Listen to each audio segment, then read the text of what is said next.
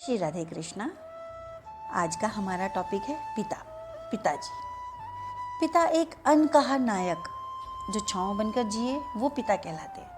नमस्ते जी, आप सभी का स्वागत है हमारे YouTube channel Sanatan awareness with divine motivation में। जो छांव बनकर जिए वो पिता कहलाते हैं। पिता के बारे में अगर उनके सैक्रिफाइस, उनके कार्य, उनके उपकारों के बारे में अगर मैं बताना चाहूँ डिटेल में तो शायद मेरे 100 जीवन भी कम पड़ेंगे, बट फिर भी मैं थोड़ा सा बहुत ही एक बूंद बराबर बताने की कोशिश कर रही हूँ।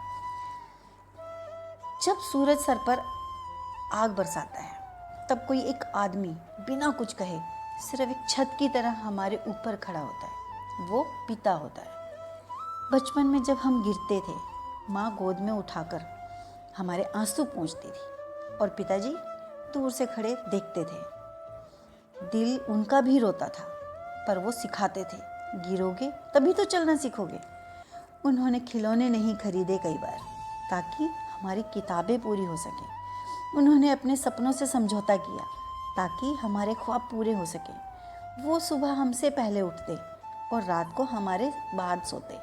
वो ना तो अपनी जिम्मेदारियों से कभी छुट्टी लेते हैं और ना ही आराम। पसीना उनका कभी नहीं दिखता पर उसी पसीने से हमारा भविष्य बनता है। उनकी जेब में जब कभी पैसे नहीं होते तब भी वो हमारे लिए मुस्कुराते हैं। हमारे लिए वो खुद को भी भूल जाते हैं। परंतु बड़े होने के बाद हम क्या करते हैं उनके साथ? ये बोलते हैं कि आपने हमारे लिए किया ही क्या है। कभी सोचा है कि उस वक्त उस पिता के दिल पर क्या गुजरती है जिनके बच्चे इस तरह का जवाब देते हैं? पिता का मौन प्रेम, धीमी गति से आंखों को नम करने वाला। वो ज़्यादा नहीं बोलते पर उनके हर काम में बहुत सारा प्यार छुपा होता है। वो डांटते हैं लेकिन अंदर से टूट जाते हैं और कभी हमारी गलतियों को खुद पर ही ले लेते हैं। पिता के डांटने पर बच्चे बड़े होकर उन्हें उल्टा जवाब देते हैं, ऊंची आवाज़ में बात करते हैं।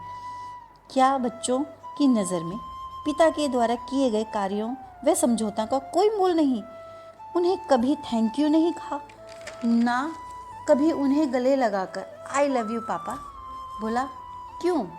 क्योंकि हमें लगा उन्हें ज़रूरत ही नहीं। लेकिन सच तो ये है कि वो पिता भी चाहते हैं कि एक बार कोई उन्हें भी गले लगाकर कहे, पापा आप मेरे हीरो हो, you are the world best papa. जब पिता हमारे साथ हैं तो उन्हें ये खुशियाँ दीजिए। जब वो नहीं रहेंगे तो सिर्फ उनको याद करके